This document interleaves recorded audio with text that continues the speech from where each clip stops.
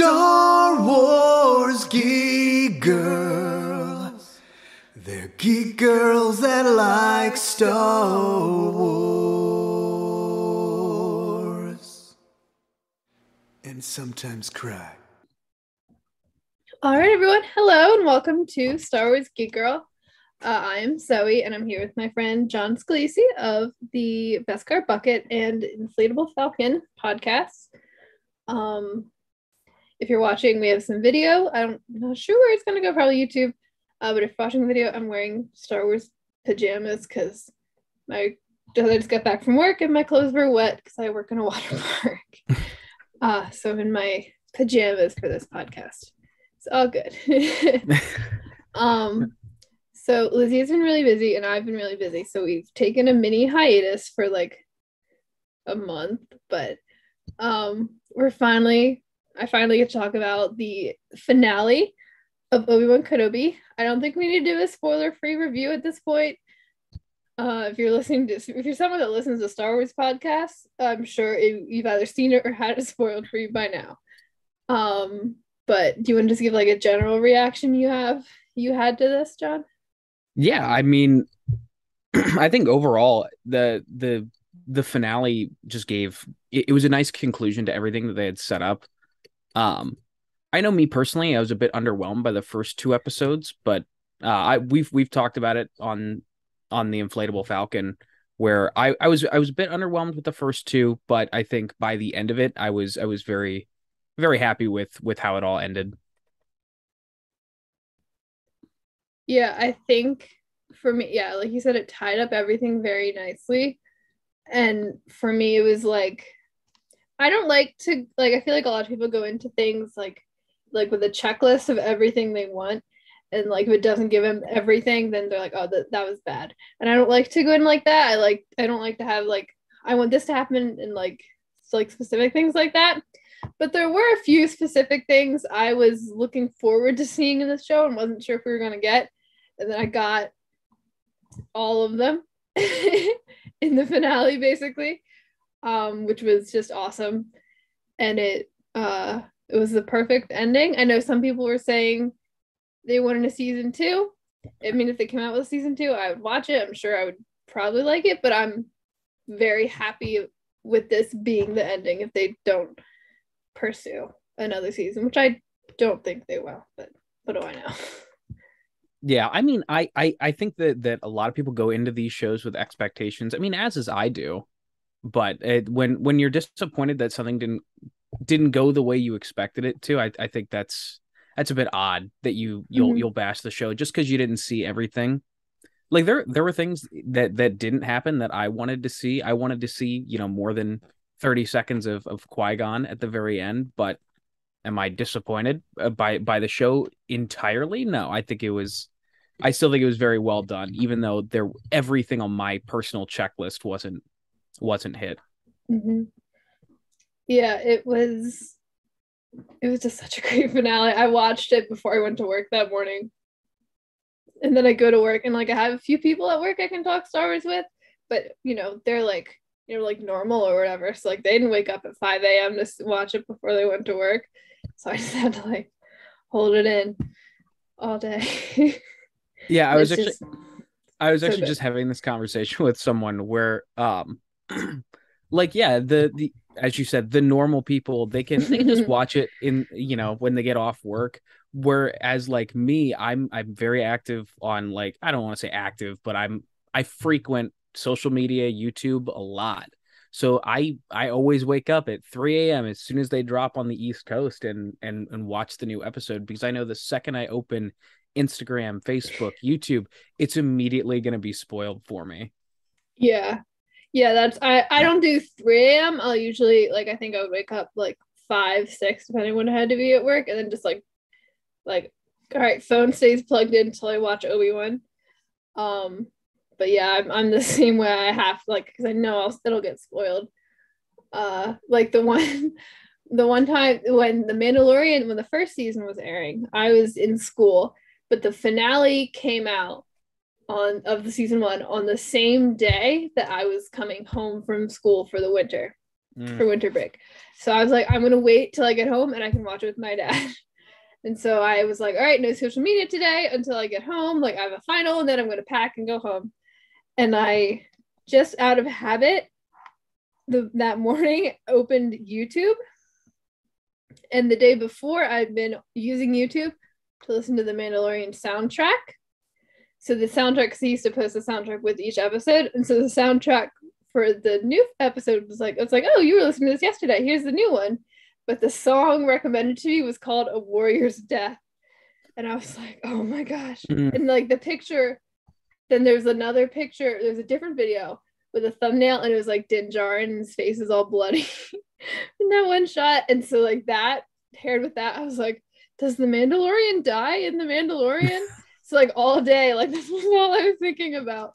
And he didn't. We're all good. But yeah, don't use social media before you watch episodes. That's my advice. Yeah, that's my biggest gripe with like the YouTube like breakdown.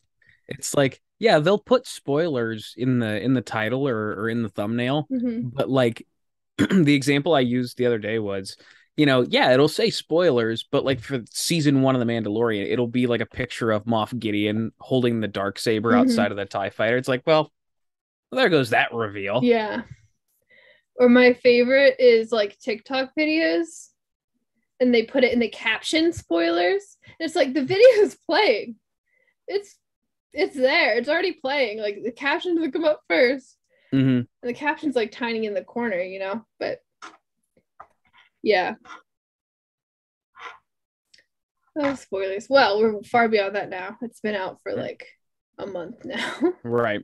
So I think we're all good. Yeah, I think we don't have to go through I have like the Wikipedia page pulled up for the episode just so I don't forget anything I might want to talk about. But we don't have to like go through it scene by scene. Let's talk about Reva. Okay. I think to start, because she was really the only like main, or I would say she was, or maybe not the only one, but like the most prominent original character to this show, and her arc really wrapped up in this episode. And I thought it was beautiful. Honestly, I think Moses Ingram absolutely killed it. I mean, she didn't kill it, but her performance was just phenomenal. I thought it was the whole series, and the finale especially. I think she knocked it out of the park. Yeah, I agree. The first couple episodes, I was very underwhelmed with her character, but again, by the end of the series, I was rooting for her to have, that kind of epiphany moment where she just like comes back to the light. And I was very pleased with how they wrapped up her story. And I'm excited to see what they have for her next if Moses Ingram chooses to return to the role. So, because I think they left it very wide open for a lot of these original characters to come back. So I think Moses Ingram did a fantastic job. I think she is a wonderful actress, and I hope she does come back to play Reva Reborn, if you will. Yeah, I think because her character, when it starts is, I don't say unassuming because she was cool, but it was like, oh, like Inquisitor lady trying to kill Obi-Wan to get Vader's favor. Okay. Like nothing particularly interesting there. I don't say like all the Inquisitors like that, but like they're all a little bit like that. And then we get the reveal in episode 5 that she was a youngling, and she wasn't really inquisiting at all. She wanted to kill Vader. And then I think coming that full circle for her to go through an arc and for her to realize like what she had become was amazing. And I liked how it was all like her. I think you could argue that like maybe her conversation with Obi-Wan in episode 5 maybe started that turnaround a little bit for her. But I really like that it was she came to that conclusion herself. There wasn't anyone telling her. Like, Luke was unconscious. No one was in her ear in that moment telling her to stop or anything. She was really reflected on herself and completely did it herself. And I liked seeing that in a character and not having, like, I don't say, like, I'm trying to think of an example, but like not having like oh, like this person brought her back to the light. Like she did it herself, and I really thought that was cool. Yeah, she had every opportunity to turn to the dark side in that moment, but I think she realized that, oh, this is wrong. Just because Vader did this to me and my friends doesn't mean that I have to keep doing this. So because in a sense, if she did, Vader had already won. So I agree with you. I think her turn back to the light being completely on her own was something different, because every redemption that you see in Star Wars for the most part is all influenced by another character. Be that Kylo Ren, Ben Solo with Rey, or Vader with Luke, what have you. Yeah. Absolutely. And I think, and it is a nice, interesting little parallel, even like we said, like it wasn't an example of Luke pushing her to the light like Luke did with Vader. It is interesting how Luke did play a role in both of their turnarounds.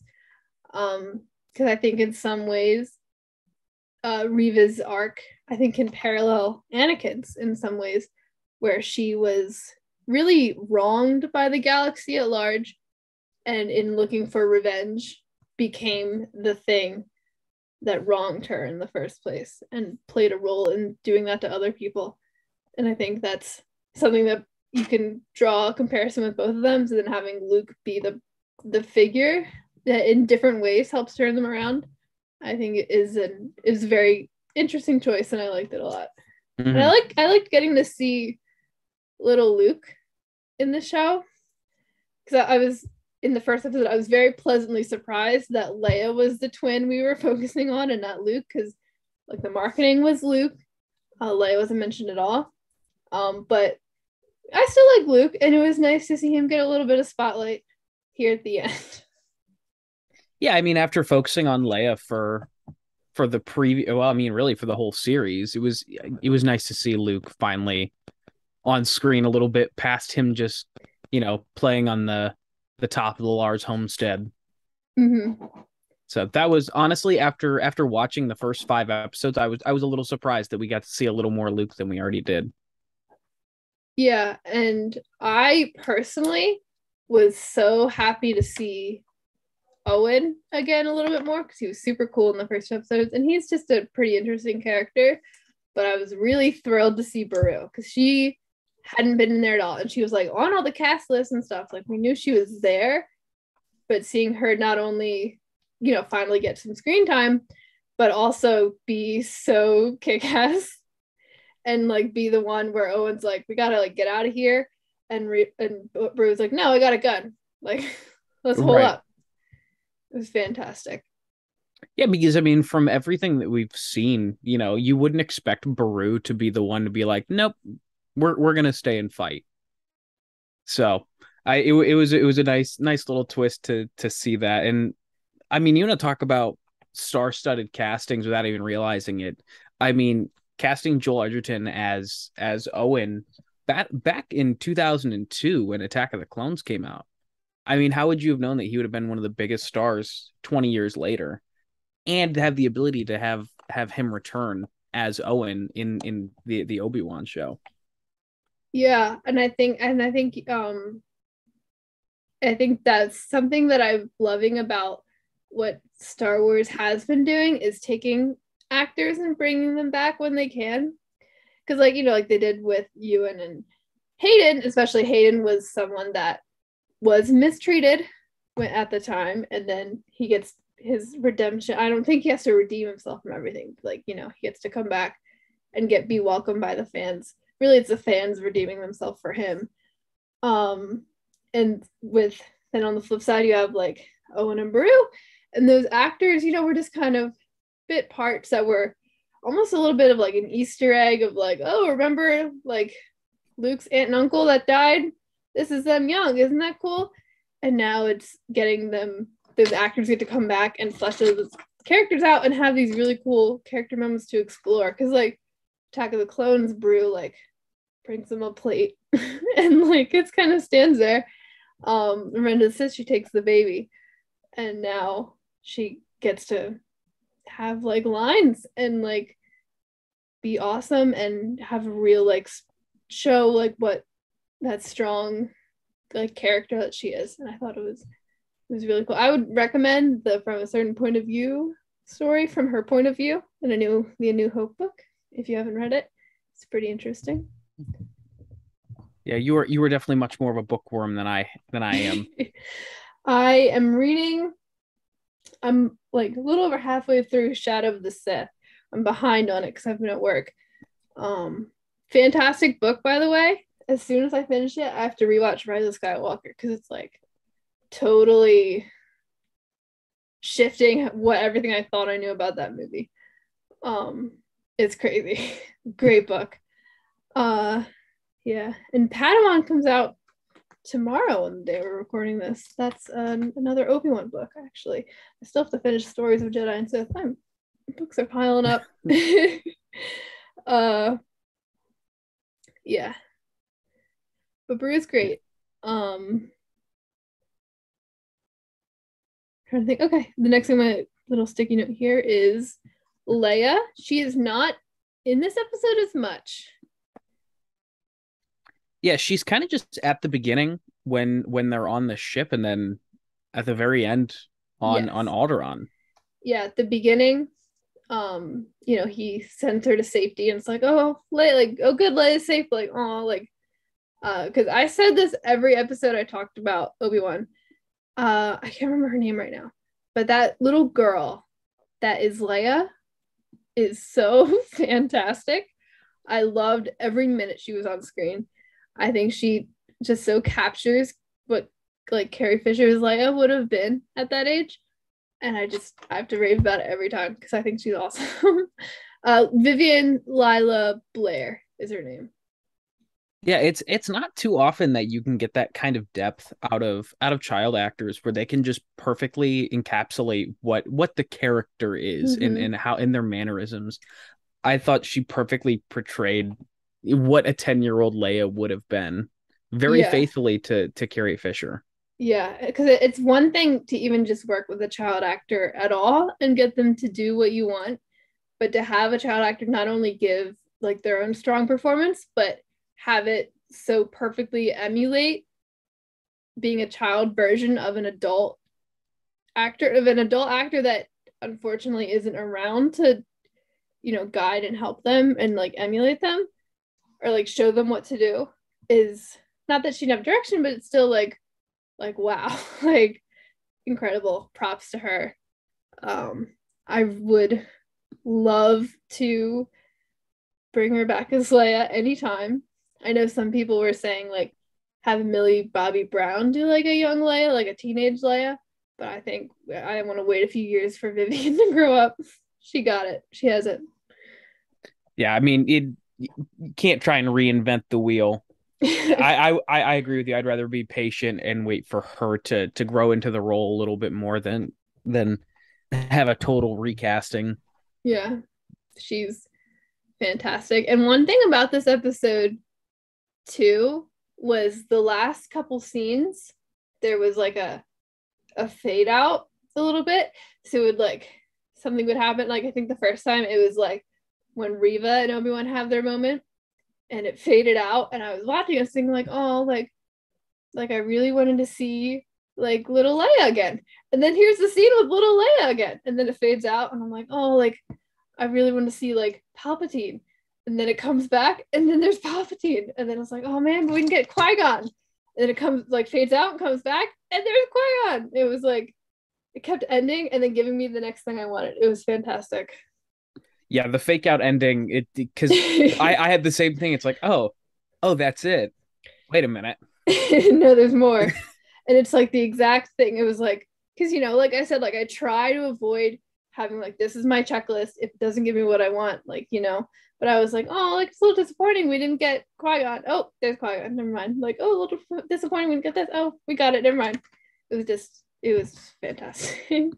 But I thought we're jumping around, but I thought the ending with Leia when she has the holster, and super cute. And I think I forget the name of the woman who plays Bran in this series, but she does it really well. One of my favorite Star Wars books. I say they're all one of my favorites, but one of my favorite Star Wars books is Claudia Gray's Leia, Princess of Alderaan, and Brea Organa is featured a lot in that book. And I think I forget this woman's name because she's a recast from the like original the Revenge of the Sith actress that was in for one shot. But I think she really captures the energy that Claudia Gray put into the character in that book. Like that's exactly kind of how I pictured her. That kind of like, you know, like she has to be a queen and she has to be regal and motherly, but like she has her own, like, you know, we know how Leia is. Like she has her own little, you know, humor to her, and I think she captured that very well. But I thought the interaction between Leia and Obi-Wan was really sweet, and I was crying when he was telling her like these are the qualities that you have of your mother and your father, and like I cried a lot in this episode. Oh yeah, I did too. It was the one thing that Deborah Chow really nailed is throughout the season, but specifically in the finale, it was very emotional. It got a lot of reactions out of me, and I think again, kind of jumping around here, but the biggest tearjerker moment was when Anakin was looking Obi-Wan in the eye, and that got a big old swell out of me. Yeah. So I think it's something we have to give major props to Deborah Chow and also the writing team and everyone that worked on the show, because this is a relationship between two characters that was such a main focus for, I'm going to say 2 movies. It wasn't as much in The Phantom Menace, but for 2 whole movies, and having, especially, you know, you have such an iconic battle and ending scene between them in Revenge of the Sith, and it's such a, you know, such a huge moment, and it's defining for the entire franchise, really. And it's like, not that she was trying to beat it, but it's like, okay, where do we go from there? Like, how do we top that, you know? And like, I think she totally nailed it. Like, this is exactly what like I wanted from their interaction. And it, like, you know, I mean, this is a relationship that has, you know, people have talked about for so many years and what it means. And I think they handled it with the care and the respect that it deserved. And there was definitely a recognition of like, this really means something, and how they treated it was very important, and they nailed it. yeah, I mean, so I think everyone has what they'll think of as their Star Wars moment, and mine has always been the Battle of the Heroes. Heck, I've got it tattooed on my nice. on my arm, and to go back and see the battles between Obi-Wan and Vader in the Obi-Wan series, be that episode 3 or episode 6, I think you're right. They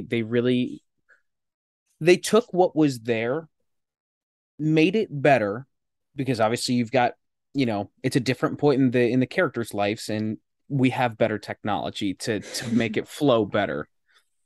But I think they took what was there, improved upon it, but still paying homage to the duel from episode 3, because that's very important to me. Seeing those 2 characters fight as who they are that's undoubtedly the most important relationship and quality for them to keep intact, which I've got a very strong feeling this is probably some of the last we'll see of Anakin / Vader and Obi-Wan in live action, at least.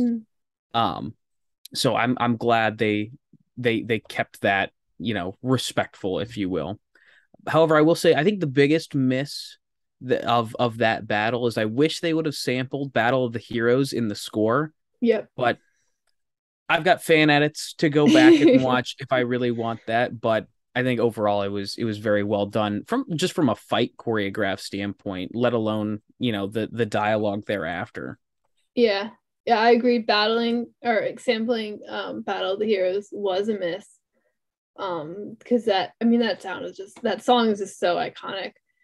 And it would have been really cool, but they did so much else right. I can't even, and we can move on to that fight. That was the next thing on my list, because wow, I think I said when we podcasted about episode 3 and we had that first interaction between Vader and Obi-Wan, I said that hit me like a truck.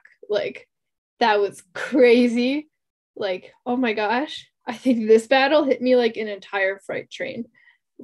This was it was awesome.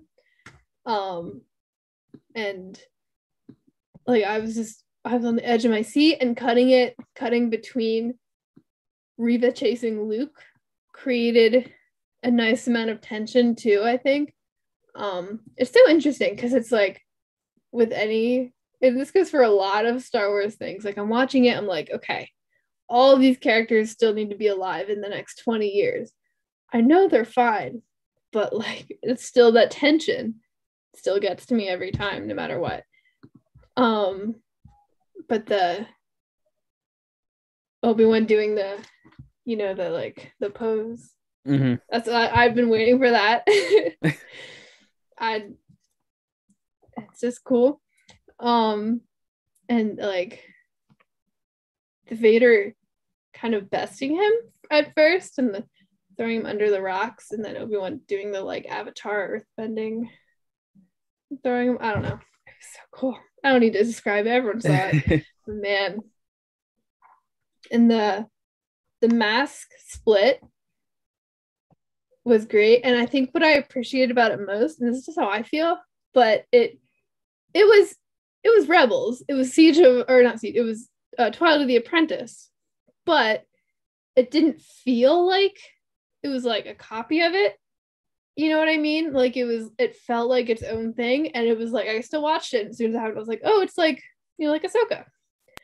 But it's still, it didn't feel oh, they're ripping off Rebels. It felt like this was its own thing. You know what I mean? Yeah, I think it was a nice. There's a fan poster out there that it gave a lot of clarity. So you've got the right half of Vader's mask was cut by Ahsoka. You've got the left side was cut by Obi-Wan, but yet Luke was the one to totally remove the helmet. I think it's a very nice parallel to see the 3 most important people to Anakin kind of chip away at Vader at different points in his life. So I thought that was a really nice parallel, and to open up the mask and so that way Obi-Wan could see Anakin, he could physically see through Vader, for them to have that dialogue and that conversation, I think was very impactful. And the blending of the voices was beautiful and perfectly done, and the way they use light, using blue and red between their lightsabers, it was amazing. I'm getting emotional thinking about it now. Oh, it was just so good. It was there's that there hasn't really been a Star Wars thing I haven't liked. I'm always oh, that was good, but this is the first thing I think honestly in a while where I've been wow, this is good Star Wars, this is awesome. Yeah, most fans would call us shills. Yeah, because we love everything. I like everything. Yeah, but this was something that just really punched me in the gut harder than most things. It was fantastic. I liked the line Anakin / Vader it's a debate, I guess, of you didn't kill Anakin Skywalker, I did. And because like I was talking about with a friend at work, so he's like, I need to know what you think. Like, do you think it was like Anakin trying to make Obi-Wan feel less guilty, or was Vader like kind of taking like ownership of his actions and trying to be proud? And I think it was both. I think Anakin and Vader have that duality and have all of that within them. I think there's still that. It's like Anakin's always been prideful and Vader's very prideful. But I think, I think we can see we see literally the cracks in the armor in this scene. Vader is vulnerable to certain people, and Obi-Wan is one of them. And I think in this scene, I think we see a bit of Vader wants to hurt Obi-Wan, but there's that part of him that's still his brother. Mm-hmm. Yeah, and I think that line of you didn't kill Anakin, I did. I think that sheds a lot more light for the rest of the series than people were aware of at front. Because if you think back to A New Hope, where he says, Darth Vader murdered your father, essentially. Mm-hmm. And Return of the Jedi, well, you said Vader betrayed and murdered my father. Well, what I told you is true from a certain point of view. That I think that clears up whatever you would call a plot hole would be, and I think that shines a lot more light on. Okay, so Obi-Wan was telling the truth when he told that to Luke, because in his heart of hearts, Vader believed that he had killed anything left of what was Anakin Skywalker. So I that line specifically gets me every time, because I think about that moment with Luke where he's like, well, you lied to me. He's like, nah, but I didn't, though. If you were there, you would know. Yeah. It was such a heavy scene. I like Vader, the shot. I know some people said the cinematography in this show has not always been as impressive as like The Mandalorian was, and I tend to agree a little bit. But the shot from above of Vader as he calls out to Obi-Wan as Obi-Wan leaves, that was beautiful. It was perfect. And just everything about that scene, because something that that strikes me, and I talk about this in another episode too, was like there's different Star Wars things will use Vader as either a figure or a character, and there could be a little bit of both. We have like Jedi Fallen Order. Vader is a figure. There's nothing but the character of Vader. He's there to be scary. Same thing in Rogue One, really. Mm-hmm. Where you have like this, where it's about the character of Vader. And I think what's so interesting for me when we have like the character of the character of Vader is like really the only people that could kill Vader can't kill him, because the only people that have come close are Ahsoka and Malachor, Obi-Wan here, and Luke on the second Death Star. They all really had Vader kind of at their mercy, less Ahsoka than the other two. But they also, they're the only people in the galaxy that could beat him, and they're the only people in the galaxy that cannot kill Anakin Skywalker. Mm-hmm. I think that's such an interesting thing to explore. Yeah, it's interesting when you put it that way, where nobody can really. I don't even think the Emperor could take on Vader realistically. Yeah, he could shut his suit down, but I mean that would totally throw a wrench in his plans for the galaxy.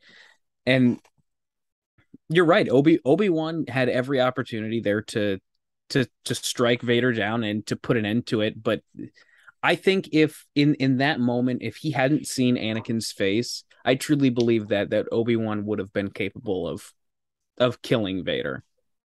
Because he wouldn't have had that humanization of, right, this is Anakin underneath here. And I think the same with Ahsoka.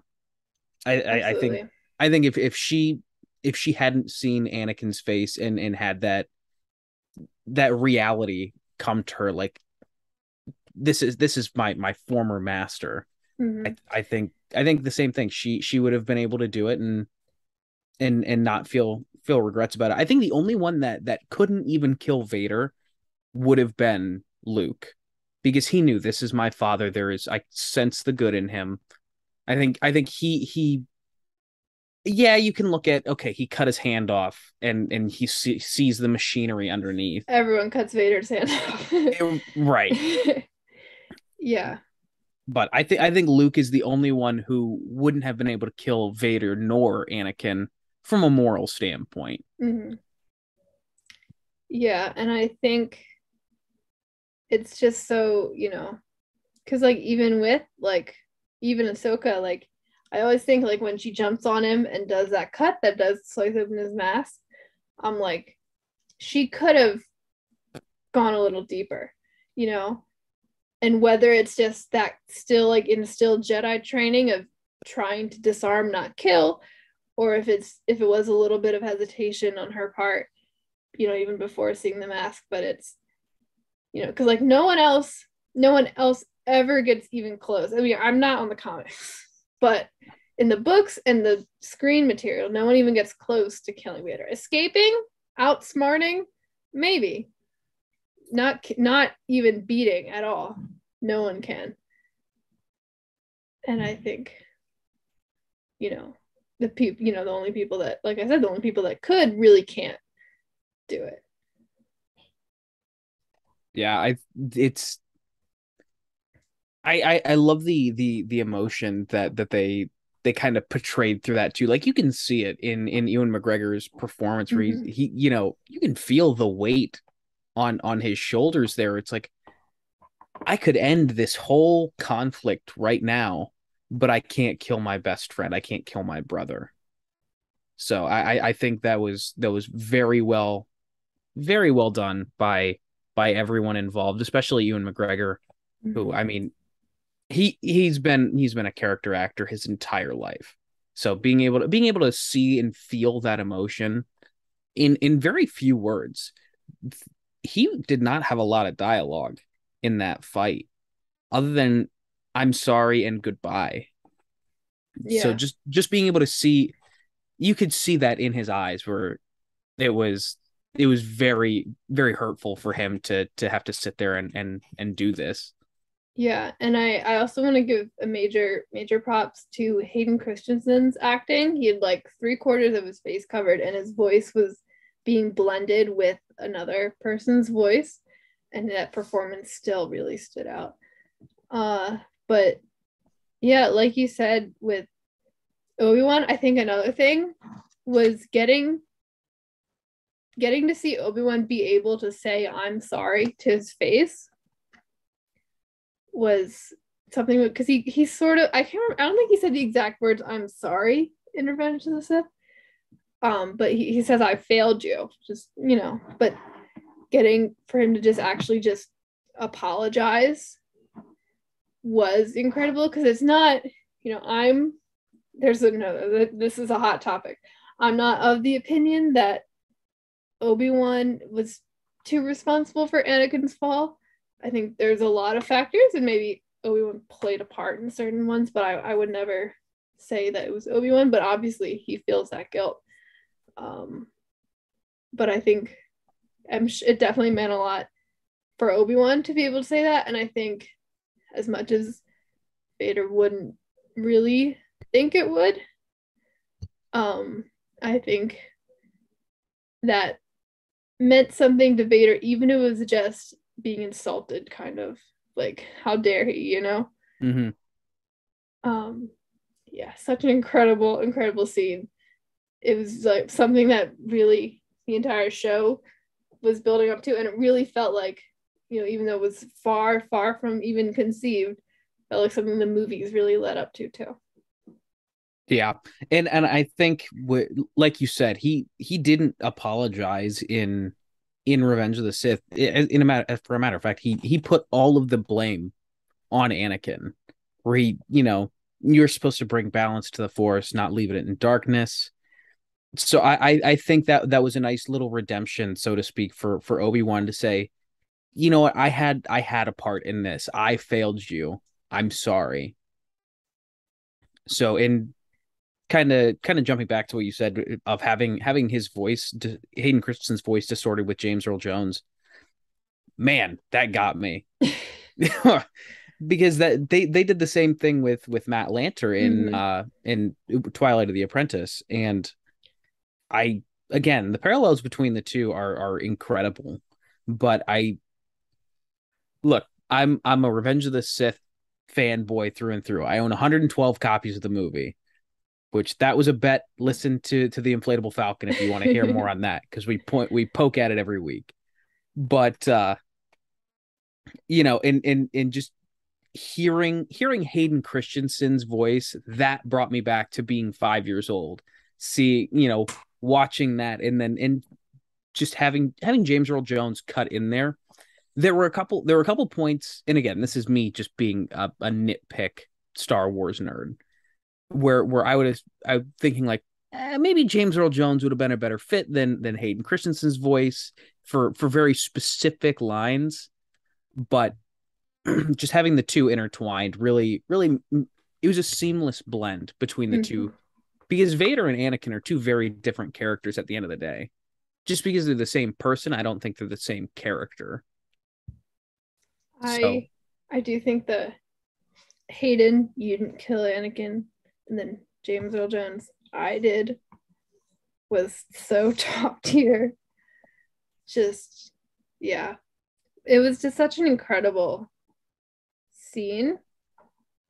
And seeing the shift, Obi-Wan, because Obi-Wan started, he did his little fighting pose, and he was like, I have to kill Vader. Like, this is it, And seeing that and comparing it to at the end of that fight for both of them, because Vader's like, oh, time to go kill Obi-Wan. Like, I messed him up pretty bad last time. Let's do it.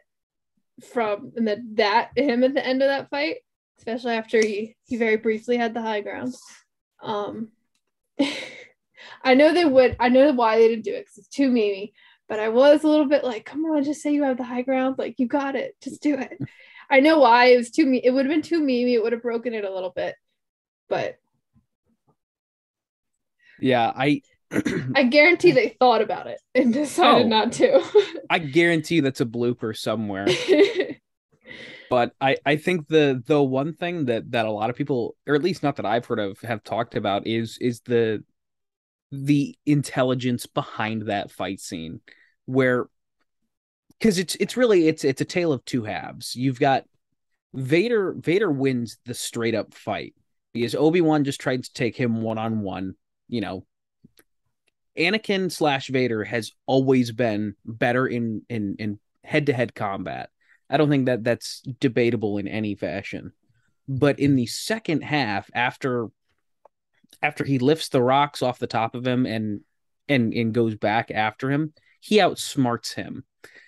And the one thing that Obi-Wan preyed on is Anakin / Vader's impatience. If he gets knocked off his balance, he gets frustrated, and when he gets frustrated, he loses. Mm-hmm. So I thought it was really, really nice to, for him to use like you said, the Avatar moment where he starts throwing the rocks at him to physically knock him off balance, to then mentally throw him off his game. I thought that was very well done and very smart for them to do. Yeah, and I think, and that's something we saw, in the previous episode with both the flashbacks and with Obi-Wan knowing, like, yeah, he's not going to do a siege, like, he's coming down.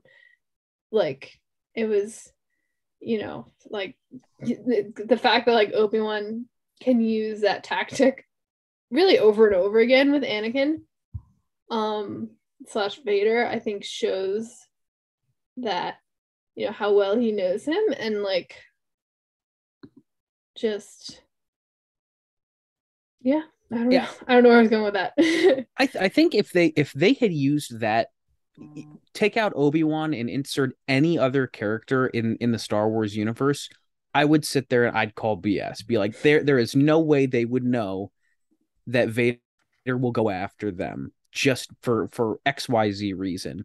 But I think that Obi-Wan knows Anakin too well to know, yeah, he's more worried about me and killing me and getting his revenge for turning him into Vader than he's worried about, 100 people on that cruiser. Mm-hmm. So I think that Obi-Wan is the only character that they would successfully be able to use that as a plot device of, no, he wants me, not you. Yeah. Because that's where, while there are many ways in which Anakin and Vader are distinct, that's where we see the blend, because Anakin, I wouldn't say Anakin had like a one-track mind, but if there was something he cared about or something he was passionate about, that was like his focus. It was often Padme in the Clone Wars and in like Attack of the Clones, but and even like, we saw in the Clone Wars sometimes, like if Ahsoka was in trouble, it was like, I don't care about anything else. I need to get my Padawan, Mm-hmm. Like when she's kidnapped by the Trandoshans and there's Plo Koon being like, you haven't slept in 3 days. And he's like, gotta find Ahsoka, like that's what drives him. So seeing that portrayed in Vader, I think was really cool, especially because before this, his one interaction with Obi-Wan was A New Hope. And I think you can still glean that passion and that anger there. But, in that movie, just, because it was the first one, Vader's quieter and we don't get to see that awesome Vader rage. My favorite thing is when villains rage, like Maul, Kylo Ren. I like it when they just fly off the handle. And getting to see that with Vader is just so awesome. Yeah, but you can't have yin without yang. Mm-hmm. The thing that makes Star Wars villains so great is, yes, you've got those moments where they're filled with rage and they're completely flying off the rails. But then you've got those slow sadistic moments that round them out Mm-hmm. and make them a smarter, better villain. So I agree with you. It is so fun to watch, like the Rogue One, the hallway scene. Yeah, that's fun. But you can't have the hallway scene without having the tactile Yeah. duel with Luke on Bespin. Mm-hmm. I think those two things together are why we have some of the greatest villains in history in Yeah. Star Wars. And I think the fact that Vader walks that line so well is what makes him such an iconic villain. And it's why we keep coming back to him. I know there are some people, it's like, we have Vader comics, Vader's and everything. Like, enough. And, that's a valid opinion if that's your opinion. I can't get enough of Vader because of how awesome he is, both as an imposing figure. Like there's one of the books, I believe it's either Myths and Fables or Dark Legends. I think this story's in Myths and Legends, but it's about this dark, imposing figure that comes through with a red blade and wipes out a town. Like, and so that like kind of mythology that Vader brings with him and that as a figure, but then also exploring him as a character and his passion and his drive and the ways he's similar to Anakin Skywalker and the way he's not, makes him so interesting. And I think that's why we keep coming back to him, and not only why we come back, but why it works and why every time we want more Vader always. Yeah, I've said this 1,000 times. I'm always in the camp of more Star Wars is good Star Wars. And Vader is the greatest villain in cinematic history, arguably. Obviously, a Star Wars fan is going to say, yeah, 100%. But I think that there's no such thing as too much Vader. Now there might be too much in one medium. If the Obi-Wan show would have been 90% Vader and 10%, say, Reva or Obi-Wan, then yeah, I'd probably say, yeah, they kind of overused Vader. But as a whole, I mean, Vader has earned that right for me to say, I'll take anything I can get of the character. Mm-hmm.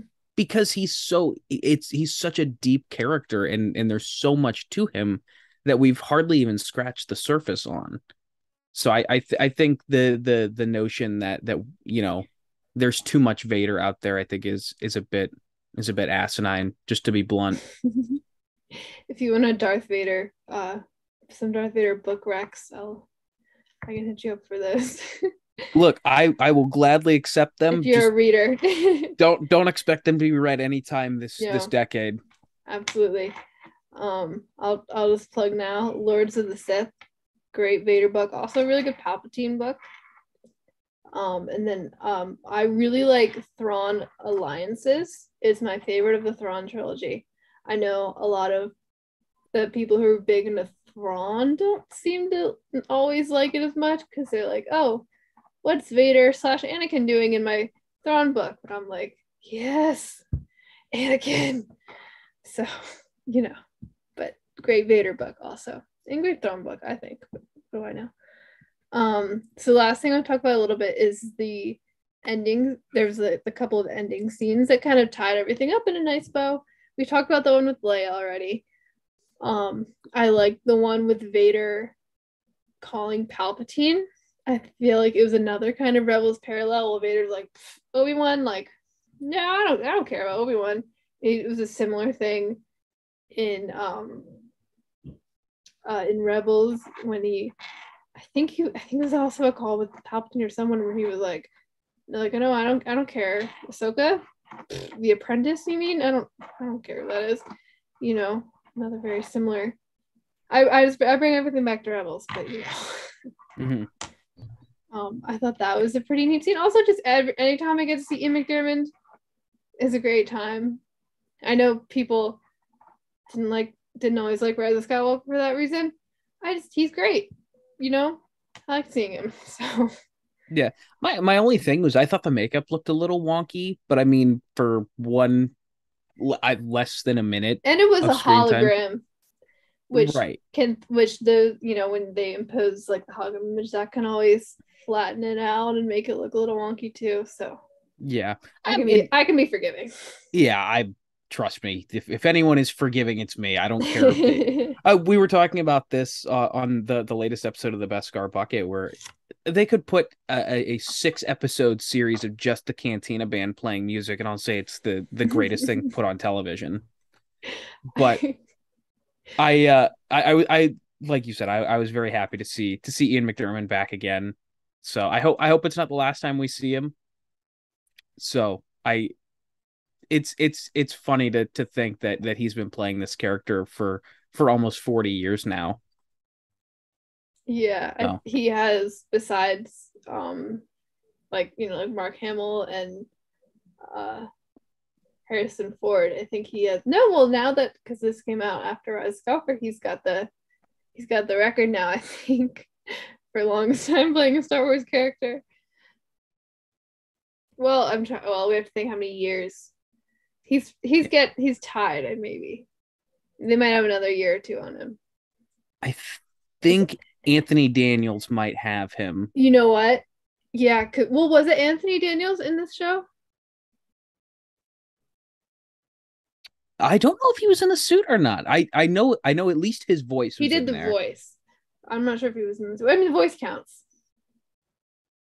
Yeah, I mean, Anthony Daniels would have him. What do you think about that? Go Anthony. What a lad. Yeah, anytime, honestly, they didn't have to put makeup on him, and I'll be like, okay, sure, that's Palpatine. Just like pull the hood down real low, like that meme of Kermit. Right. I don't care. Yeah, and then real quick before we get too far into the ending, I want to get your thoughts on what did you think of all of the new background characters we got?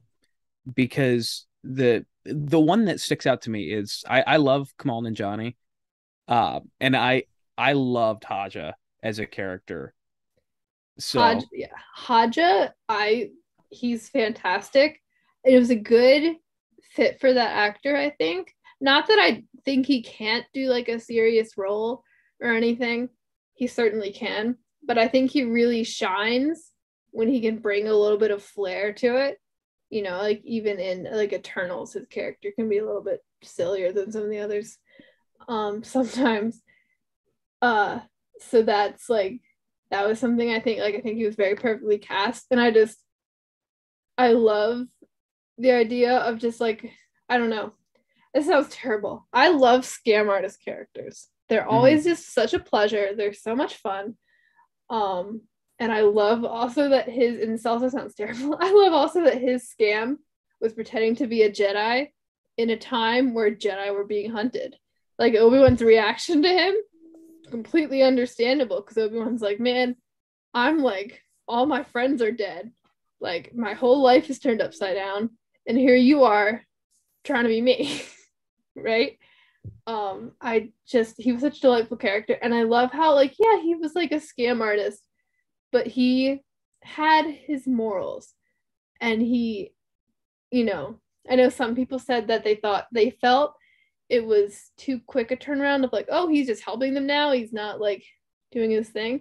But I think from the very first scene, yeah, he was like scamming this woman and her kid out of some money. Not great, but he got them to safety. You know, like, I mean, not to sound like him, but he got them a ship to safety and made sure they got to wherever they wanted to go.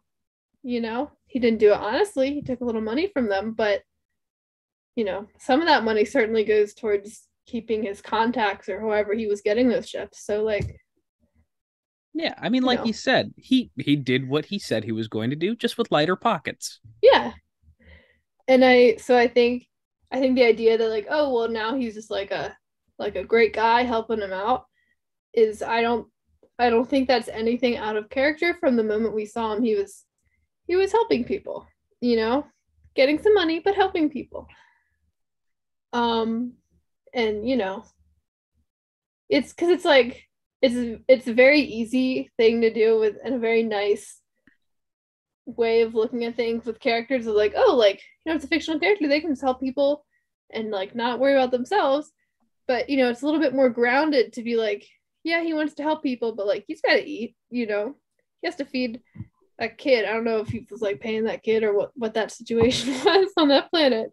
But like, you know, like he had himself to take care of too, and he couldn't help people if he couldn't take care of himself. So like it's a nice idea of being completely selfless, but you know, Yeah, it's a tough galaxy out there. I really hope at D23 or at one of these upcoming events that they announce something with Kamal Ninjiani and O'Shea Jackson, because I really liked Roken's character too. Roken was cool. I I'm still they announced that Lando series at D23 like what, a year or two ago now. I'm still that's what's keeping me going. I love Donald Glover's Lando. So and well, my main wish is Taika Waititi gets to direct an episode of that show because I think that's just a great combination. But now I want Haja to meet him. Yeah. I just think that'd be fun. I think they could play off each other really well. I don't know what that interaction would be. Don't know how it would work. I still want it. I think it would be great. Throw Hondo in there, you got a perfect. Throw Hondo. I am waiting on live action Hondo. I know I'm like the one that's usually like, oh my, like I keep my characters animated, please. Like I would like a animated Rebel sequel maybe instead. But not that I'm like, you know, not excited for Ahsoka. But Hondo's one, I'm like, get him. Like you already have him in Galaxy's Edge and he looks great, and that's not even a person. Like bring him out. Yeah. I agree with you. I wish there were some characters that would stay animated. Like Cad Bane in the Book of Boba Fett was cool, but he was a better character animated. I don't know why, but I always have a much easier time with the transition to live action to animated than the other way around. Like Zeb, I'm having a hard time because I'm like, Zeb gets so underappreciated. Like he needs to be with the other rebels in the Ahsoka show. But please God, don't make me look at a live action like Lasat. Jedi Fallen Order was a little rough on me. I can't do it. Yeah, I agree with you there. It's I had a little bit of a hard time with the Grand Inquisitor. I don't know if they edited it or what, but he I think looked a lot better in the show than in that first trailer. Because that first trailer, I was still very hyped, and I was like, "Oh, Grand Inquisitor." But I was also like, "Oh, gonna, you know, I don't know." But I think I did. I warmed up to it, I'll say. Oh yeah, I think a lot of that lends to the fact that Rupert Friend absolutely nailed the character. Mm-hmm. So the visual aspect, I was a little bit easier on once I saw him as a character. Yeah, and I think the fact that he didn't have too much screen time might have helped too. He was just a little bit more there to move things along, and the focus was on Riva. Mm-hmm. But yeah, one missed opportunity, and I know they were talking about there was original drafts where Cody was in it, and I don't know why, but for some reason, ever since I was a kid, Commander Cody has just always like he's like I feel like everyone has their clone. I don't know, but Cody is mine. I don't know why. I really don't have a reason. I just like him a lot, and I would like to see him. But hey, at least yeah, your bad clone, batch. at least your clone has some depth to him because mine's Captain Kagi. Oh, It's look, that is. he was the captain of the Emperor's shuttle in Revenge of the Sith. I don't actually know if he got any screen Oh, time in the Clone Wars. there's a picture Again, of him here from the Clone Wars, or maybe not. There's a picture of a clone from the Clone Wars that popped up when I looked at him, but it's not on his Wikipedia page. yeah, and the only reason is just because I remember that line when they're in the Senate room, tell Captain Kagi to prepare my shuttle, and that's it. That's your That's guy. again, Revenge of the Sith. That's my movie. I preach it from the hilltops. Greatest film ever created. That's just me. But yeah, I think if look, Kathleen Kennedy wants to do it, Ewan McGregor wants to do it. I think a season 2 is more likely than we would imagine. Now, Mm-hmm. if they can craft a story that fits, I think that's going to be the final catalyst to if they can actually bring everything back for a second season. Mm-hmm. And Yeah. I think especially being that Tamora Morrison is Star Wars royalty now, I think I they would have no problem Well, getting he Cody was back. in this season, yeah. I would love to see. The only problem is, like you said, crafting good story. Because even when this show was first announced, there was a little bit of hesitancy, even a little bit from me of like, how are they going to do this, and it's going to feel right with him, being in exile and stuff. And I Mhm. think they're going to have that challenge again because there's going to be a point where it's like, well, how much stuff did this guy do? His exile wasn't so boring. Um, but if there's a season 2, Cody, that's my guy. Hondo, please. I just I just need that. I think their dynamic is so great. And I love the idea of getting to see Ewan McGregor, Obi-Wan, get to play off of Hondo. Because James Arnold Taylor did it very well, and I just want to see what that is with Ewan McGregor. And how Obi-Wan, like you said earlier, these characters at a different stage in his life, how an Obi-Wan at this stage of his life is going to handle Hondo differently than really like peak Obi-Wan back in the Clone Wars. Mm-hmm. I truthfully, I think it would because I mean we got sarcastic Obi-Wan in the Clone Wars. I think this would just be more annoyed. Like, really? Come on. This was 15 years ago. Okay, we're still playing this bit. Yeah. Well, and then also Hondo's at a different phase in his life. I'm not entirely sure the exact timeline, but when we meet him in Rebels, like he doesn't have a crew anymore. He's not as rich. Doesn't even have his little monkey lizard. So I think it'd be interesting to see what that Hondo, because Hondo's still Hondo everywhere, Right. but there's a little bit of a difference in how that Hondo would play off of Obi-Wan, and how Obi-Wan would feel. Because not that I don't want to say Obi-Wan didn't care about Hondo, but he kind of didn't, not like a real friend would, not in the way he cared for other Jedi, especially like Anakin or Ahsoka. But I wonder if seeing this, this pirate, this once very successful man he knew, be a little bit more down on his luck, if that would, not obviously Obi-Wan is in a worse situation, but if you'd feel just like a little modicum of pity. Yeah, I think the one thing for a second season that I know a lot of people, including myself, would want would be Qui-Gon. More Qui-Gon. That was read from a certain point of view Obi-Wan's story, because Qui-Gon talks to him in there. It's pretty nice. Yeah, I think the only the thing that a lot of people don't realize is Liam Neeson.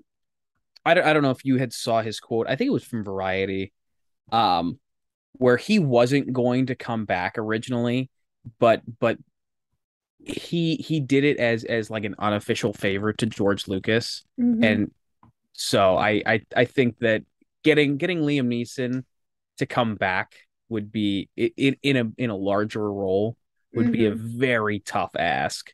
Yeah, I would, because we know from a certain point of view that Qui-Gon would appear kind of periodically to Obi-Wan to offer some words of wisdom, to talk things out. So I could see if maybe he, it might work if he just has like a minute or two of screen time, like maybe per episode or even every other episode. They can get that limited amount, because they certainly have to pay a lot, but ultimately I think it could be worth it from a story point of view. But also, if you can't get Liam Neeson back, Disney is the largest conglomerate on the planet. They'll do it. No, they can shell out some cash if they really want to. They'll do it. Yeah. Especially after, I feel like, I don't know. I guess I don't know how everything works, but I feel like the show is a success. I think, as much as maybe a slightly above average, because the way that all Disney things are a success. Because like everyone's like, oh, Solo flop, Solo profited a good bit.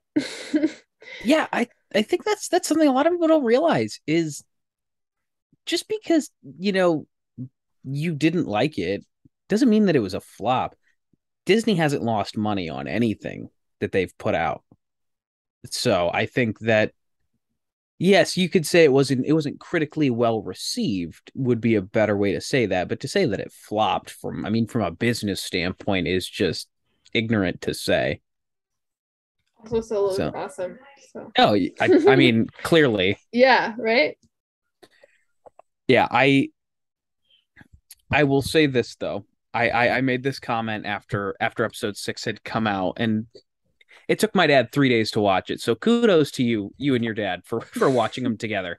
I don't have that kind of patience. He works. My dad wakes up crazy early with me watching them, so we're in the same boat. Oh God, that'd be like pulling teeth. My dad works nights, so I couldn't get him to wake up. My dad, he's a teacher, so he's on summer vacation. So even during the school year, he would just wake up before, because they're all on Wednesdays and Fridays. So he would just wake up early before we went to school. Yeah, but I had made the comment of it was nice to see more laid back Qui-Gon. He definitely let the edge off in the afterlife. See him a little bit more sarcastic and not so dry was nice to see.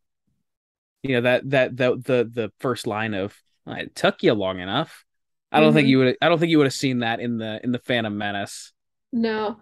And that's something I think, like, again, I'm pulling it back to the books, Master and Apprentice from Claudia Gray. We see like a little bit of that in his like personal narrative, but again, he's not always saying it. And I just love, he's loosened up a little bit. I guess, dying and becoming a immortal Force ghost will put things in perspective. Right. Actually, speaking of Liam Neeson, is he coming? Because you were at Star Wars Celebration. Obviously, I was not. Is he going to voice Qui-Gon in Tales of the Jedi? I was not in that panel. That's like the one panel I wanted to go to. I think I was like doing something during that one or something. From what I understand, because I knew people who few people who did get into that panel, it's not dialogue heavy. Like there's very, very little dialogue actually. Like they didn't even say if like Ashley Eckstein would be voicing Ahsoka or not. I don't think. You know, like I know like the one who plays Iden Versio was voicing Ahsoka's mom, but there's very little dialogue, so I could see them just being like, we could get Liam Neeson, but wait, Qui-Gon could just not talk, you know, and that if that just fits what they're going for with the show.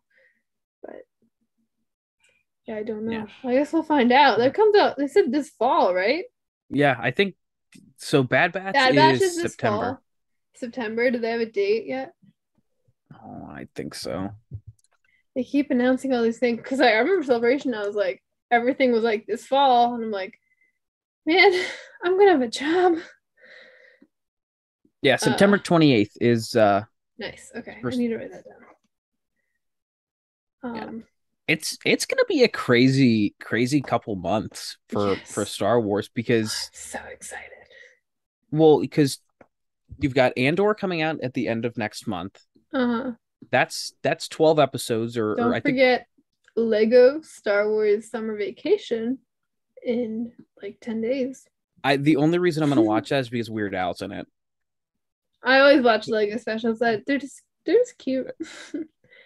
Yeah, what was I watched the holiday special, but I missed the Halloween one, and I just still haven't gone back to it. Halloween one's fun. I think the holiday special I liked a little bit more. But the Halloween one's pretty fun too. It's more like it's less like the holiday special was like a more of a straightforward movie, where the Halloween special is like a couple of different stories. There's like a story about like Grievous and a story about Maul and like stuff like that. It was cool. It was interesting. And Poe was in it. Yeah. But so you've got the Summer Vacation coming out in what you said 10 days, right? Yeah. Then you've got Andor on the 31st, which that's 12 episodes. That's going to run for 11 weeks. Because the first two, I don't know why they keep doing this first 2 episode deal. It's like, come on, just stretch it out a little bit more. Yeah, I just wonder if they had a schedule for stuff and then COVID, stuff is still being pushed back because of COVID, stuff that would have been earlier, you know, and they're trying to shorten up a little bit. Yeah, so you've got Andor is going to overlap into the Bad Batch quite a bit. For sure. Actually, now that I think about it. Yeah. I mean, the Bad Batch will have enough episodes where I don't think it'll still get its own area towards the end. Plus, I'll take Star Wars twice a week. Right. So the Bad Batch is, oh boy. So that's the 28th. So they're still doing Wednesdays. So we're gonna have 2 new Star Wars shows for several weeks. They're doubled up on Wednesdays. Yeah. Because Andor's the 31st of August. That's a Wednesday. And then the 28th of September is also a Wednesday. So we're gonna have quite a bit to watch. Oh my gosh. And then that'll definitely get us through December, I think, with Tales of the Jedi as well. So then February we have Mando season 3. Then in the spring we're also in that year at least, we're also getting Visions, Ahsoka, Skeleton Crew slated for 2023. Possibly Acolyte, definitely not. Maybe. No, because I think Acolyte is still being written. I think if anything, it would be the end of 23, but I wouldn't hold my breath. Yeah. Wow. Actually, now they just announced the lead for that show. Now that I think about it. Well, and then there's also, we don't know when they're coming out, but there's Patty Jenkins' Rogue Squadron, as well as whatever Taika Waititi's movie is, which I am thrilled. I love Taika Waititi. I know Thor: Love and Thunder was controversial as far as whether people liked it or not. I had a great time. I'm very excited for his Star Wars. Yeah, we talked about that on the Inflatable Falcon. I I'm actually more excited for his movie now that I've seen Love and Thunder. Love and Thunder was great. Thor Ragnarok is, I think, still my favorite Marvel film. Period. I love that movie to death. And then, you know, kind of undid its stuff in Infinity War, but whatever. But yeah, I love him. Jojo Rabbit is another one of my favorite movies, and he did that one. It's great. It's interesting. You might need a particular sense of humor to like it. I love it. What We Do in the Shadows, the movie. I've not seen the show, but I've heard it's fantastic. But the movie I like as well. He's great. His episodes of The Mandalorian are awesome. And I can't wait for him to just do more anything. I love him. Yeah, I hope the critical reception of Love and Thunder doesn't hinder his ability to get work within Disney, because I you know, kind of like I feel like it happened. hasn't been that bad though. I mean, because like even you think like, because someone like I saw TikTok and it was like the worst reviewed Marvel things, and their scores were still like all like 70%. Yeah, you know, like I think some people just it has a 6 out of 7, 67% of Rotten Tomatoes. So Rotten Tomatoes is not like their Google user says 80% liked this movie, you know. Yeah. 4 out of 5 on Games Radar. So yeah. My go-to is always Metacritic, because that seems to be the most accurate in my humble opinion. Let me see. Metacritic. 57%. Oh. That's not too good. I love Thor Love and Thunder. I did too. It was fun. I loved it. Natalie Portman is my she knocked it out of the park. We were walking out of the theater, and like on the drive home, I was like, so like, do you think like EVA film? And my dad goes, yeah, that would work. Like, yeah. I gotta work on my arms before that though. Hey, but he's already got your helmet printed. Yeah, so. That doesn't fit my head. At least the first one he printed. It's way too small. Yeah, trial and error. I gotta get a smaller head. Yeah. Lots of really awesome Star Wars stuff to look forward to. I know comic fans, you guys are fed year round. I need to catch up so I can be on your team. But even books wise, we have Padawan tomorrow. The Leia and Han book, Princess and the Smuggler, comes out soon. High Republic stuff's coming out.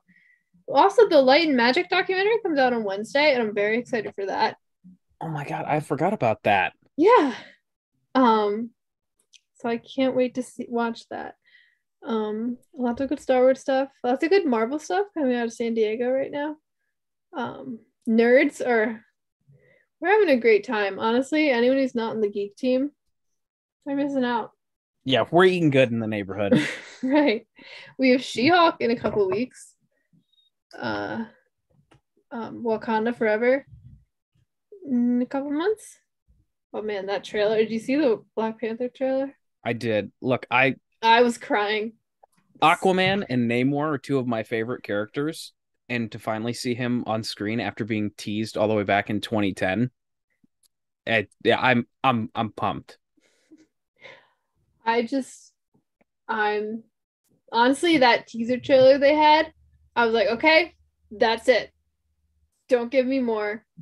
I have the vibe now. This looks awesome. I don't keep it. I don't want anything else until the movie comes out. Yeah, I think the thing that they announced, which I wish Star Wars would have had something. I think they're waiting for D23. Because I think wait that long. I know, but I think because like we have Celebration, you know. Yeah. So like we get that. So like we do have to share with Marvel sometimes. We have to give them their spotlight. Yeah, I need an HD version of the Mandalorian trailer. I'm tired of watching these cam footage from Celebration. It was pretty good on the big screen. I'm sure they will. At least, like, I know there's some things they don't end up releasing, like, I know because like the Bad Batch, they showed us a different version than the one they posted online. Because like I texted my friend, I was like, here's the stuff that was in the Bad Batch trailer, and she was like, oh, I just watched it. I was like, oh, and then I looked up the one. I was like, no, this is a different one. Here's the stuff that was in the Bad Batch trailer. So I don't know if they'll end up releasing our version of the trailer. I hope they do, because I just really liked the way that it was cut. Yeah, it was very well put together, at least from the 240p quality that I saw. Well, I liked having like Palpatine at the end in that, and just I preferred the way that one was cut. Hold on, wait a minute. What? In the Bad Batch trailer we saw. Oh, okay. Sorry, I was thinking the Mandalorian. I was no, about Mandalorian. to say, no, wait no, a I'm minute. talking about the Bad Batch. No, we saw a different version of the trailer than the one that was released. And our version of Palpatine and the Mandalorian, that would be nuts. No, but so but like I'm saying, like that was like a separate version of a trailer. So I don't know if they'll end up releasing that one. I hope they do. But like the Mandalorian trailer, I feel like they're gonna release at some point. Yeah, might be a little while, but too bad it doesn't come out until February. So, because Din Djarin, I've said this before on our podcast, but I've always been a Star Wars fan, but The Mandalorian completely reignited the obsession that I had. So I mean, there's a reason that Din Djarin was the first like character that I took the costume seriously, as opposed to just like a closet cosplay, where I buckled down and did it. I did it right. So I'm very excited for season 3 of The Mandalorian. That's the thing that now that Kenobi's over, that's what I'm looking forward to the most. See, I've got my main hype is right now is Bad Batch, because my boy Cody's in it and my boy Gunji's in it. And oh my god, Gunji. Yeah. I was like literally screaming and crying in that arena. I would have been embarrassed, but everyone else around me was also screaming and crying, so it was fine. Yeah. But I have no doubt that Andor is gonna. I think Andor's gonna. Not that I'm excited for Andor, but I think I have a feeling I'm gonna go into it a little bit not prepared, and it's gonna be way cooler than I already think it's gonna be. That's just what I think. I think Andor is going to be the most decisive thing they've put out since the sequel trilogy. I've got a very bad feeling that everyone's either going to love it and think it's the best thing since sliced bread, or absolutely hate it.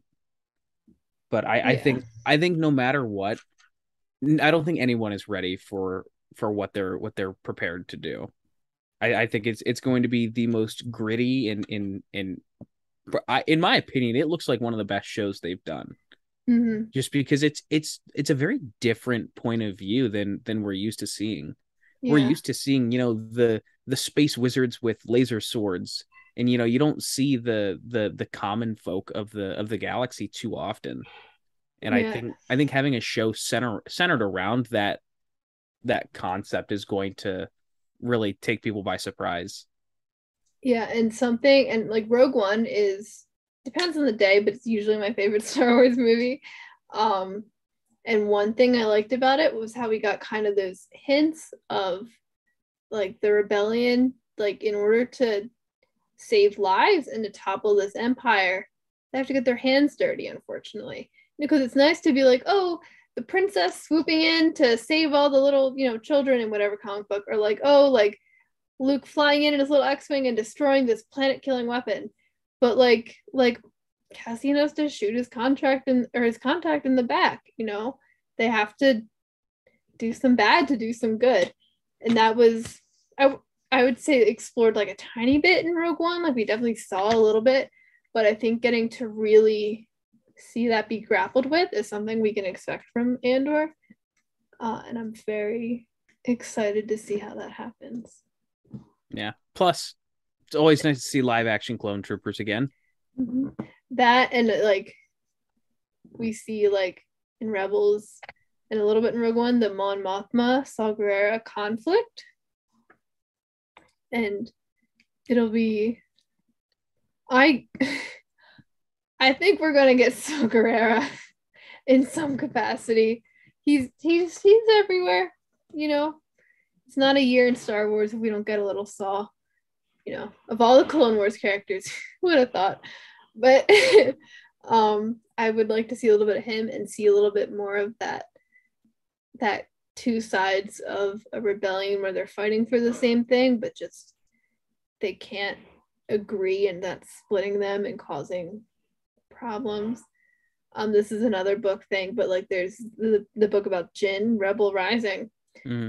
They and Beth, I think it's Beth Rivas wrote the book, described it way better than I will. But there's like this gala with a bunch of Imperial officers, but also a lot of like innocent people who like, you know, are a little rich, and maybe involved in some shady business, but not, you know, murdered. Like, and they set off these like, it's really beautifully described. I'm gonna butcher it, but they set off these like blade things that shoot blades everywhere and like kill them. There's like blood everywhere. And it's like that's the kind of thing like Saw Gerrera is doing. And then you have Mon Mothma, who's kind of, you know, from some perspectives, like hindering what the rebellion can do. I think getting to see at least the Mon Mothma side of it will be interesting in Andor. Yeah, it'll be nice to see the kind of duality of, you know, where you've got like Bail Organa and Mon Mothma who are you know, pulling strings behind the scenes in the Senate, you know, and they show it really well in the trailer, at least in my opinion, where you've got, you know, the nice pretty white dress that she's wearing to an event contrasted against, you know, Cassian who's in the trenches getting his hands dirty, and you know, just kind of seeing that duality of like, you can do it the clean way and, you know, in the Senate, and you can also be, you know, playing your cards behind the scenes of you know, you've got these freedom fighters like Cassian. And in a lot of ways, like you do need both. And I think that's something we'll see sort of form and come together. I have to bring it back to Leia, Princess of Alderaan. Like we see that too. We get a lot of Bail and Preya, and like we see like how Bail Organa has to pull some strings. He can like, because you know, not only is he like fighting the Empire, but he's like I need to get aid to these people that are suffering. Like they can't just sit and die while we try and do this, you know. And seeing how that balances, I think, is something I'm excited for.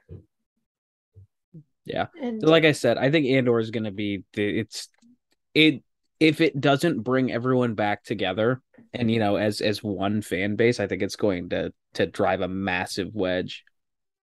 Well, and that's the nothing we haven't dealt with before. Right. We're used to it. Yeah, I think everyone kind of under that umbrella of so our podcasts are under the umbrella of it's called the Unifying Fandom Network, where it's the Beskar Bucket, the Inflatable Falcon, Karita Cast, and the Forces Behind Star Wars. So I don't know if anyone's approached you about that yet or not. I think my dad mentioned it to me, but I didn't get time to like talk to Lizzie about it and stuff. But in a nutshell, it's basically, you know, it's the ones who just love the franchise for what it is. You know, we're not sitting here like, you know, picking everything apart. So I think, you know, we all fall into that same umbrella of like, yeah, there's quite a few people who don't like what's out there, but you know, we love everything. So like you said, it's nothing we haven't dealt with before. But it'll be very interesting to see what everyone thinks of Andor, because I'm thoroughly excited for it, and I can't wait to. Diego Luna is also a fantastic actor, and I'm excited to see him back in the spotlight. Yeah, well, and I think Rogue One, from my memory at least, was very, very well received and was pretty unifying. And you know, it's also from the maybe rose-tinted glasses of looking from pre-TLJ era. But so I'm hoping that can carry over. And also like everyone loves K2SO because he's awesome. And I can't wait to see more of him, and hopefully K2SO can bring us together in his big metal arms. Well, you're gonna have to wait until season 2. I know, but I'm hoping like the ending, like the finale, will have K2. I love K2. He's great. Although I will never forgive Alan Tudyk because it's Celebration Chicago. I went to the Mandalorian for season 1 panel in the morning, and then the Clone Wars season 7 panel was that afternoon. And so I didn't want to lose my seats. So I just waited in the arena all day. Turns out I didn't have to because there were plenty of seats. But in the middle of that, I got to see the Alan Tudyk panel. And at the end of that panel, he goes, now I'm going to show everyone in the audience a special sneak peek that from what we've been filming for Andor. And I was like, oh my gosh. Then it was just a fake little video of Kato was still playing with dolls, which is still cute. But I can never forgive Alan Tudyk. I'm so excited to see Andor. So I still have beef. Yeah. Hopefully the new droid that they announced with the Black Series line, hopefully he kind of captures that same essence that K2 had in Rogue One. Because I don't know what kind, if it's a new droid or what, but it's nothing that I recognize. It looks like a mix between an astromech and a gonk droid. Oh, that little thing. Yeah, the red cardboard box. Yeah, I really don't know what that is, but I'm excited. I'll just, in the meantime, while I wait for more K2, I'll just have to watch. I'll have to read Mighty Chewbacca again because that is some good K2. And it's K2 and Chewbacca. It's fantastic. Yeah, you can't really go wrong with that. Yeah. And there was like, that book was kind of weird. There was like alive trees. I mean, the trees are alive, but like, you know what I mean? It was interesting. You are far more caught up on the books than I am. I think the only ones that are out now that I haven't read are these two that just came out in the past like month or two. Shadow of the Sith and Stories of Jedi and Sith. The rest I've read. I'm in the process of rereading a few, so I can review them and put that on the website. Yeah, the only canon book that I've read is the Dr. Aphra book. And that was only after several months of prodding by your dad to read it. Is that the audio drama? Like, did you read the script or did you listen to it? Both. So I actually just the past couple weeks I've been re-listening to the audiobooks on the way to work. I read the Jedi Lost, Aphra, and then I did the Tempest Runner one for the High Republic. I think Aphra is still my favorite. Yeah, it's very I'm super unmedicated ADHD, so reading it, like I can get through a couple pages and then I'm like, oh, but I can do this other thing too. And then audiobooks are the best way to encapsulate me, but again, unmedicated ADHD where I'll be listening to it like on my way to work because I've got like a 35-minute drive. But if I stop at any point listening to it, I totally move on to something else. And I'm very forgetful to go back to it. Like I'm halfway through the I Am C-3PO book, the Anthony Daniels autobiography. Still haven't finished it, and I started that 6 months ago. We all have our things. Yeah, but I'll rewatch Revenge of the Sith for the 1100th time. Hey, it's a good movie. Yeah, well, I think we're gonna have to wrap up because it is getting a little bit late and I have work tomorrow. Yeah, me too. Thank you so much for coming on and talking about Obi-Wan with me. I'll do the Star Wars Geek Girl plugs really quick. So we have the Facebook page, Star Wars Geek Girl, Twitter and Instagram at SW Geek Girl, StarWarsGeekGirl.com. There's a monthly poll, and then I would normally do book reviews Mondays, quizzes Wednesdays, blog articles Fridays. That's been on a hiatus while I've been working tons of hours at my summer job to save up for when I go out to LA. So little hiatus next couple weeks. I think once I'm in LA, I'll see what my schedule looks like there and hopefully be able to pick that back up. But for now, little hiatus. I'm still the monthly poll. I can manage that. I've still been able to do that, but the other stuff on a little bit of a break. Do you have your stuff? Would you like to plug your stuff? Yeah. So I am the host of the Beskar Bucket podcast. There is no real rhyme or reason to when or what I release episodes on.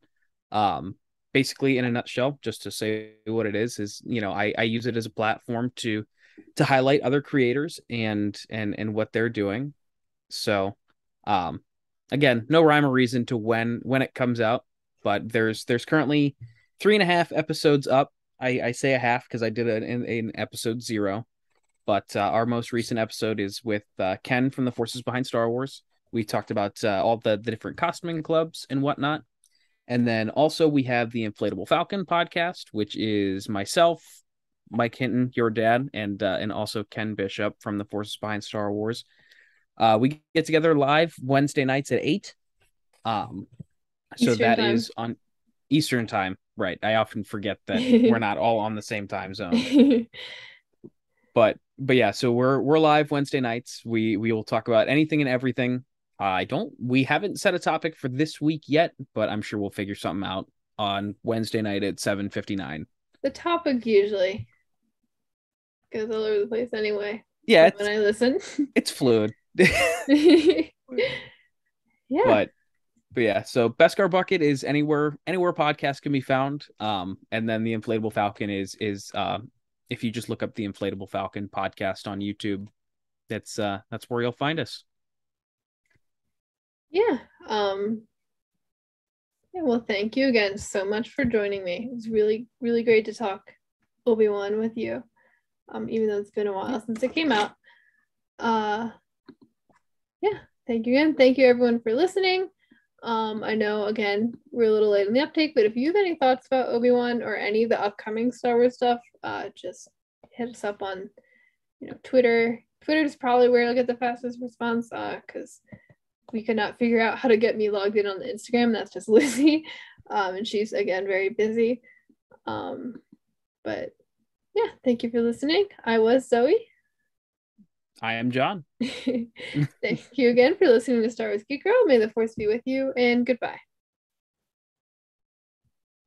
Star Wars Geek Girls. They're geek girls that like Star Wars. And sometimes cry.